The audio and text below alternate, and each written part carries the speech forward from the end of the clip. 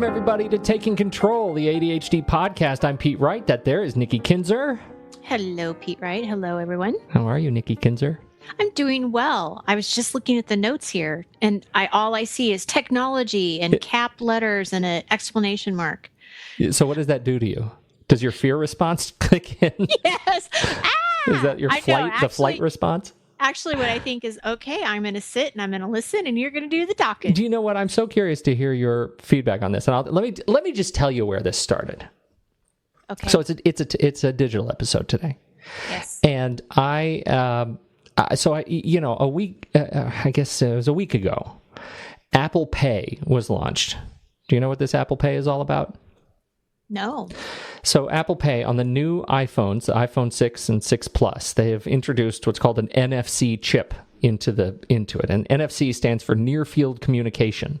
So that means you can do things like take your iPhone and tap it against a sensor, in this case at a cash register, and automatically pay for your stuff, right? From your iPhone. From your iPhone. And so, wow. Because the iPhones have the thumbprint sensor on them.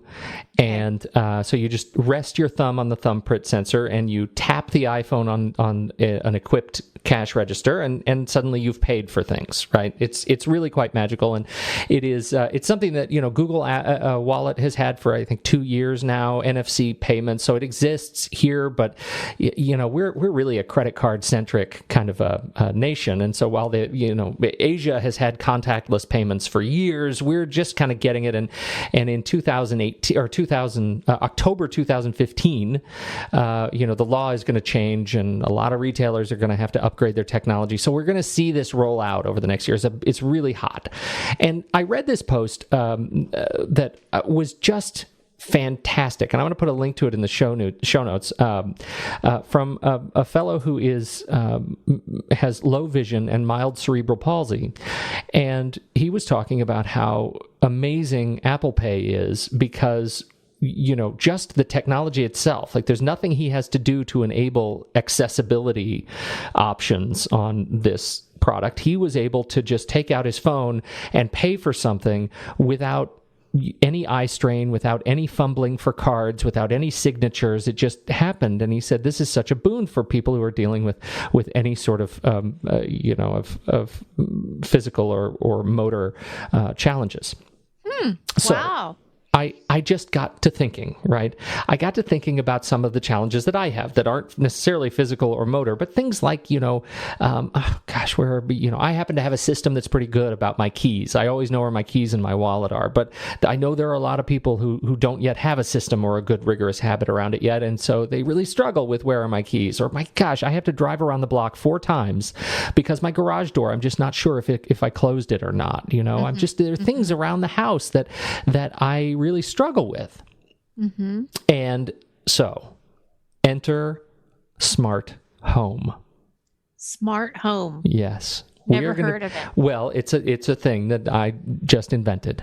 Really? This is like a new thing you invented? Well, no, that's not true. I wish that it was. What we're talking about is home automation, and home automation has been around for some time. I'm not sure when it started. It started with security systems and then home theaters, where you put motors on curtains and things, and you can, connect your remote so you can control your lights remotely. But the technology, like all things, has gotten cheaper and more accessible and more widely distributed, such that, we're seeing these relatively low-cost devices that are allowing us to do really cool things around our house. So I thought I would talk just for a few minutes today about how you can outsource your distraction or relieve your distraction by outsourcing certain behaviors to your phone and the smart home.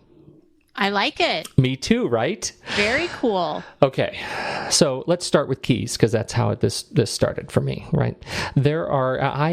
For Father's Day a couple of years ago, I asked for, I just wanted to be able to enter my house with a code. I wanted to not carry a house key, and so I told my family, all I want is a screwdriver and a new home door lock that I can install myself, that has a code on it. And when I type in my code, my door unlocks. right? Seems like a simple So you didn't solution. have to have a key. Got it. Okay. It's just a little thing. It's a little thing that makes me feel like I'm living in the future. And I knew that was going to be an exciting thing. So we did that. But it's a mechanical thing. Like, it has the code, and I type in the code, deep, deep, deep, deep, right? And the door unlocks. And it's really quite great. Well, since then, some amazing new tools have come about. And the first one I want to talk about is the August door lock, the August lock. It is a keyless control system that allows you to control entry with your phone. Once you install the August door lock, when you walk up to the lock, you can kind of push on it. And if you have your phone on you, it'll unlock and you can go in.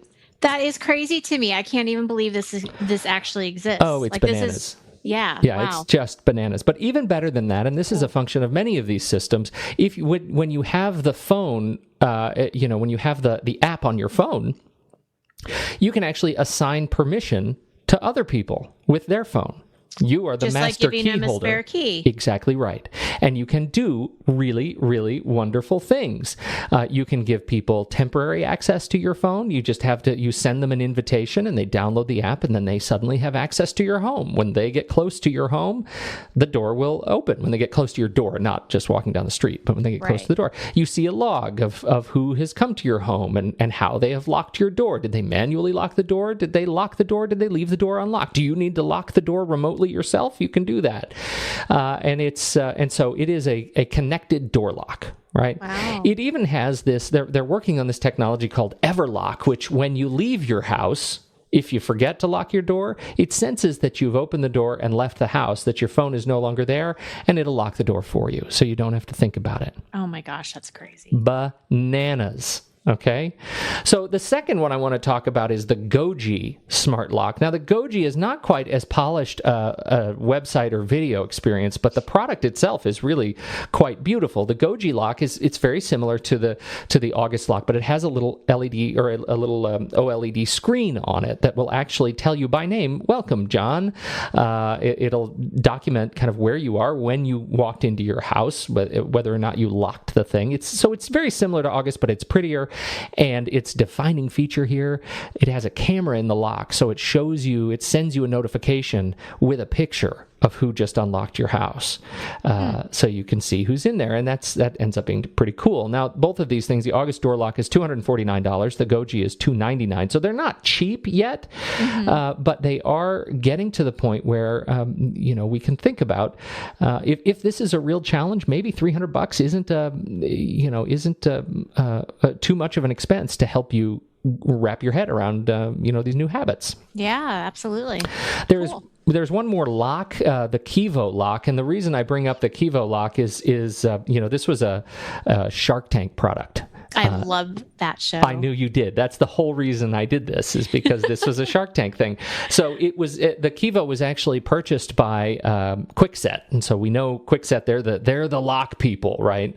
And so they came out. You have to do a professional install of the Kwikset Kivo lock, but when you get it, you have your phone on you. You walk up to your door and you tap the lock itself. It has this fancy blue ring on it, and when you tap the lock, like with your finger, it's touch sensitive. If it senses the phone is in your pocket or on your person in some way, the lock turns green and it unlocks for you. It's quite elegant and lovely, and it comes from a significant player in the market. They also have, in all of these, the Kwikset makes a big deal about the fact that if you don't have a phone, they give you these key fobs, right? So you have a key fob on you, and you put it in your backpack, clip it to a briefcase or something, and then the same thing works. You still don't have to take the key out of your pocket and put it in the lock.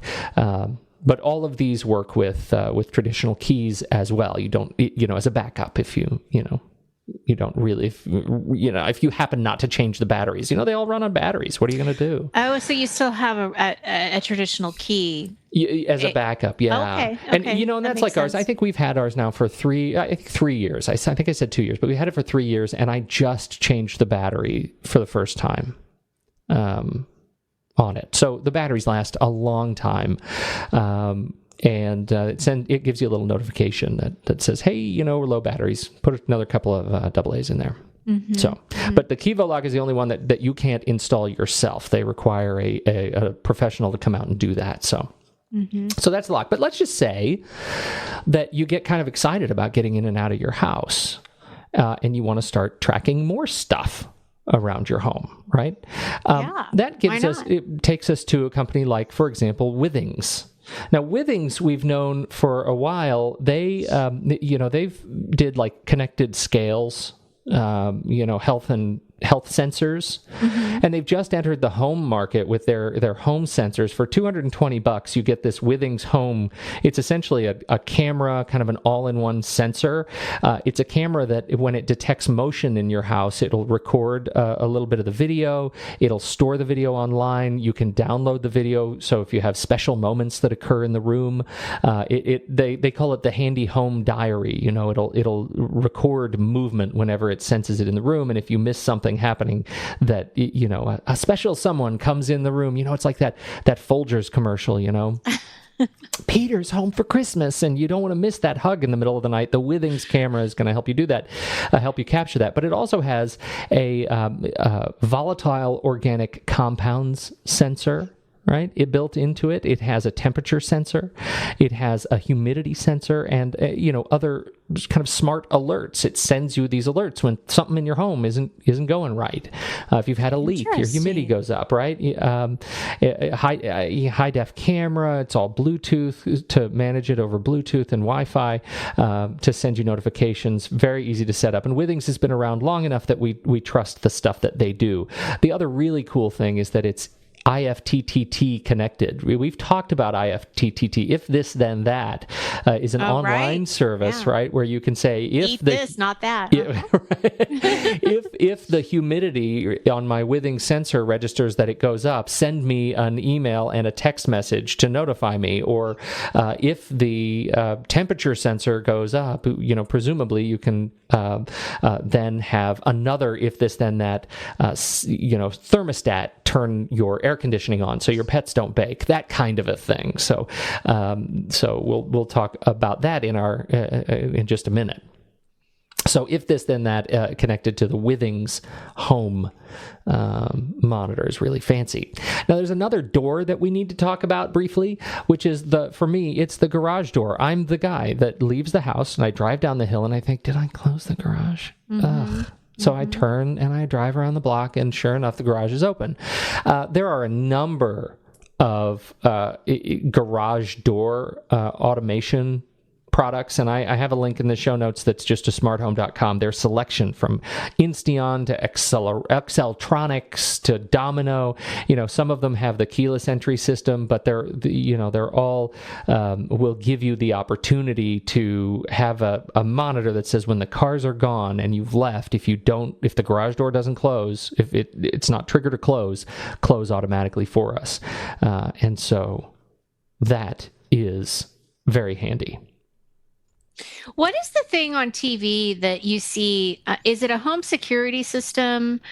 I just remember there's this commercial and there's a couple and they're away from home, but they can look on their iPhone and they can actually close up the house. Yeah. AT&T has a system that they have launched, their Digital Life package, right? And that's one that you see. I don't know if this is the one you're talking about, but it's one that you see advertised. And it is, it's another professional install. It's very similar to ADT, the security people, but they come in and they put up cameras everywhere, and they do the sensors, they do the thermostats, they have all these things through their hardware partners, and then they also, it's a monthly service, so they also manage it. They actually you pay $30 a month and plus the hardware setup fee initially, and then you have somebody who's managing your home security, home automation, the works, and it's all tied in presumably to your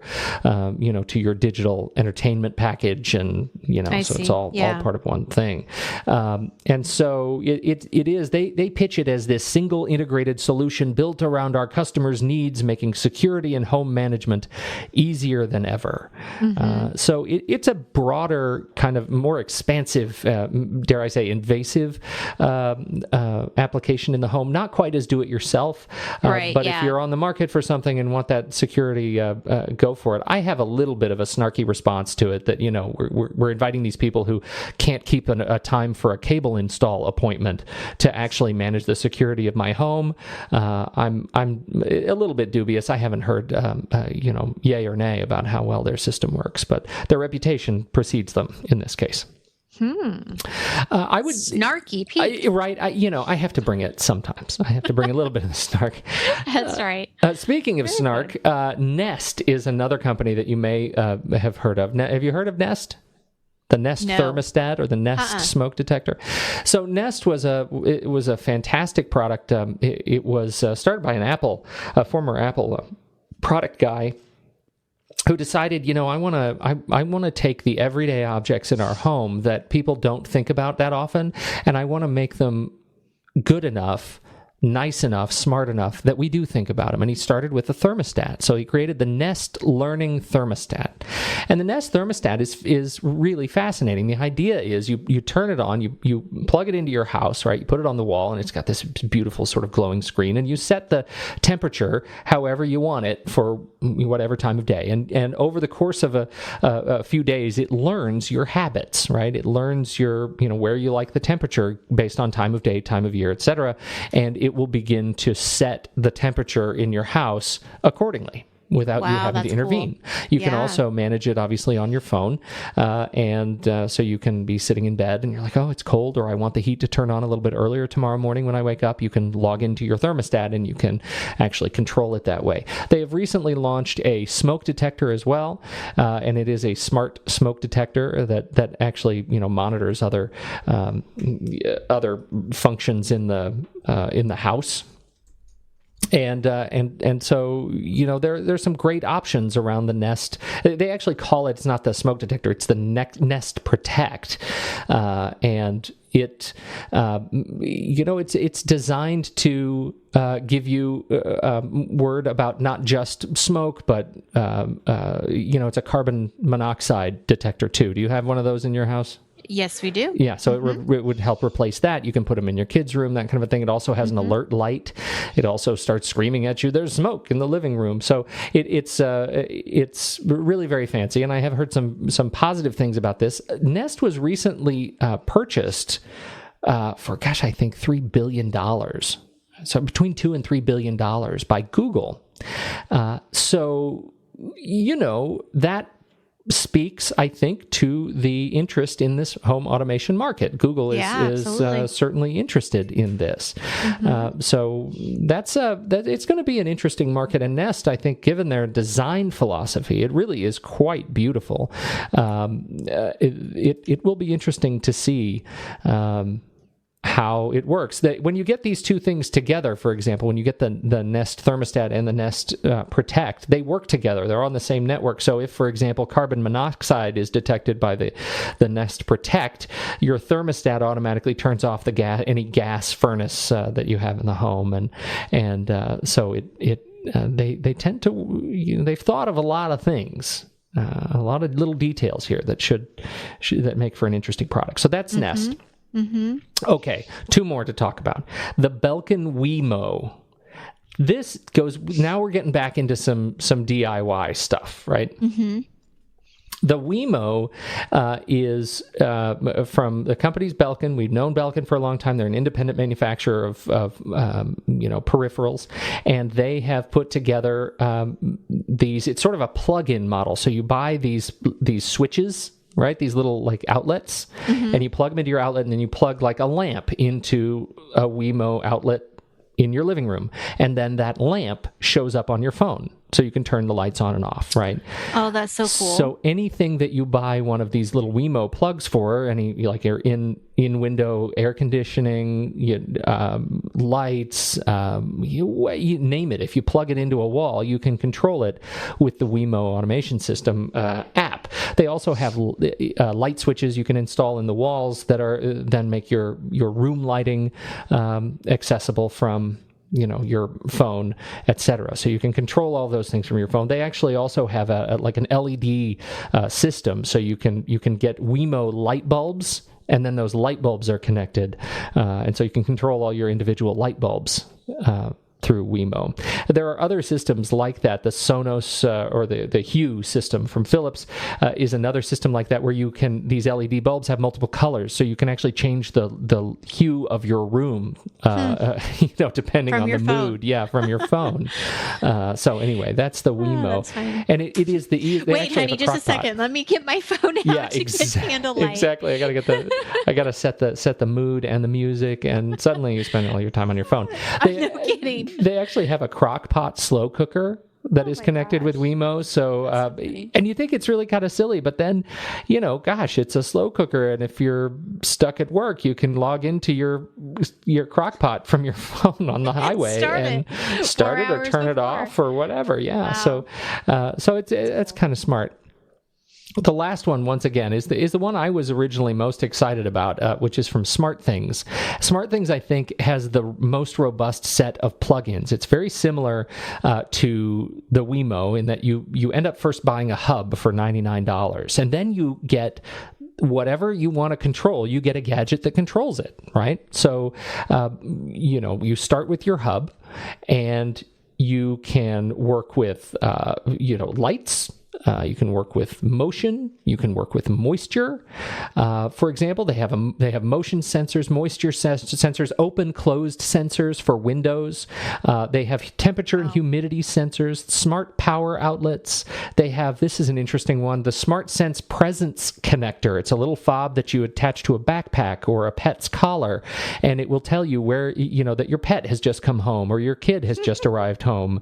So that you can always see where people are if people are around your house. It's like an advanced nanny cam. It is exactly that. They have a motion sensor that you put in your crib, right? You put in a crib, you can see when the baby's moving.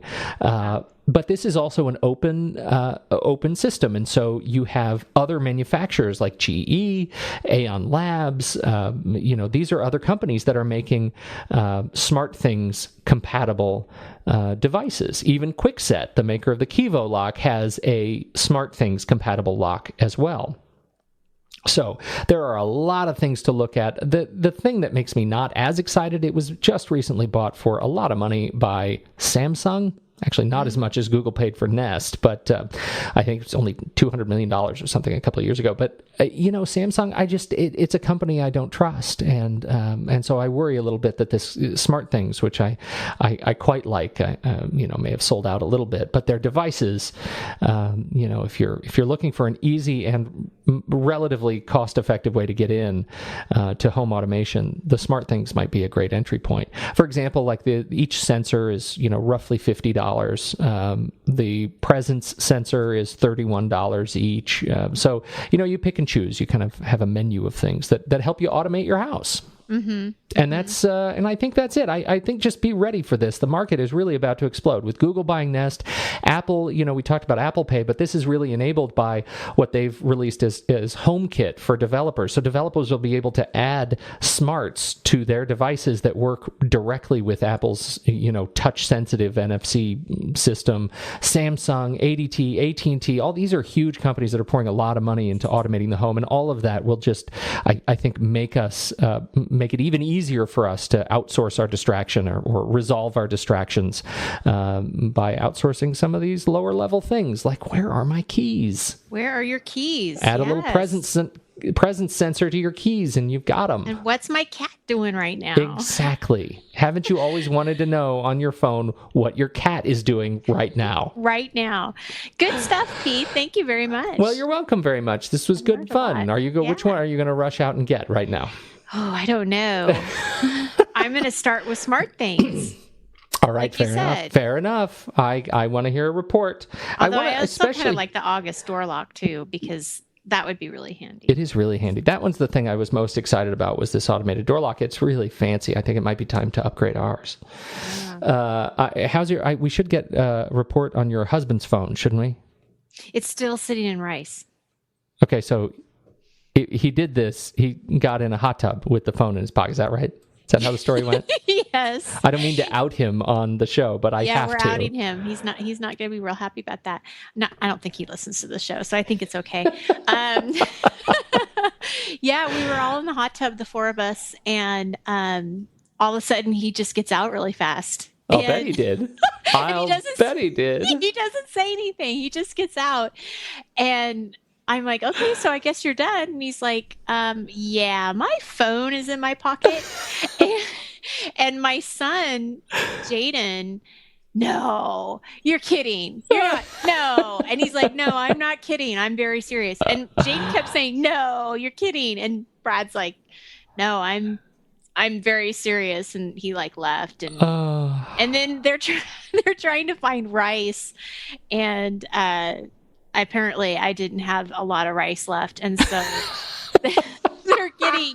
they're just digging through the pantry, trying to get all of the rice that they can. And I had just bought these because we have this like natural, it just opened, I can't remember what it's called, but it's like a natural store, it has all organic and natural food. And I'd bought like 3 things of rice from the store, and they're not exactly cheap. Right. So he used your fancy organic rice? Oh, yeah. He used the fancy organic rice, and I'm in there. I'm looking in the kitchen, and I'm like, oh, you didn't use those. Oh, yeah, he did, because that was the only rice that he was, that we had. And well, to be fair, your fancy organic rice is still cheaper than a new phone. Well, that's what he said too. He's like, I think my phone is more important than the organic rice. I'm like, okay, fine. Poor guy. But yeah, and then it was funny because then the next day I kept stepping on stuff in my kitchen, and I'm like, gosh, I need to sweep because there's like stuff explosion all over the kitchen floor. And then I realized it was the rice, because in a panic, of course, rice is going everywhere and you can't see it really, and because our floors are real light. And yeah, there you go. So it is still sitting in a little Tupperware bowl in rice. Oh, goodness. And he's kind of, I think, a little nervous to even check, because he's been... I would be, yeah. Well, and what I've heard is people have had success with this, but it's taken like 2 weeks in rice, and then it'll power right up. So be patient. We'll see. So... Oh, goodness. Well, thanks for the story. Yeah, it's a good digital warning. May your husband's life serve as a warning for others. Do not go in your hot tub with your phone. Do not do it. And your swimsuit. I was like, how did you have why was your phone in your swimsuit anyway? But you know what? Who knows? Who knows? He just likes to rock the phone in the Speedo. That's right. It wasn't a Speedo. Hey, this has been such a good talk. I love these digital episodes. Thanks for letting me nerd out, as always. Very good. I've always learned stuff. I had no idea that any of this existed, so I appreciate it. Thank you very much. Brave new world indeed. If you want to learn about more about this show, head over to takecontroladhd.com. You can subscribe to the podcast for free. Get all the other goodies that we offer over there. So thanks, everybody, for listening and downloading, and your continued wonderful comments and nice things that you say about us on iTunes. We sure appreciate that. On behalf of Nikki Kinzer, I'm Pete Wright. We'll catch you next week on Taking Control, the ADHD podcast.